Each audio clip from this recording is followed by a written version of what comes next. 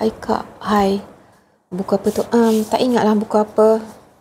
Cerita pun tak ingat. Memang sama-sama. Sorry. Babe, sini lah. Inilah buku yang aku cakap tu. Ya, Erin baca hari tu kan dia demam. Sebab kisah benar. Lepas tu dia kata, dia tak boleh terima scene yang kena pukul. Buku ni lah, yang ada benda dekat dalam toilet tu. Kejap kita tengah borak, sibuk. Kan dalam cerita ni lah yang berbulan-bulan tandas kat kedai makan tu memang tak boleh guna. Dalam ni lah yang hidang telur asin tu boleh jadi tembelang. Macam tak logik kan? Padahal benda tu dah beram berapa lama dah jadi telur masin. Macam mana boleh meletup jadi telur tembelang? Staff dia cakap, inilah sebabnya. Datang buka kedai tak panggil Tok Sami. Yes, kedai motor. Rasa siapa punya kerja? Rasa.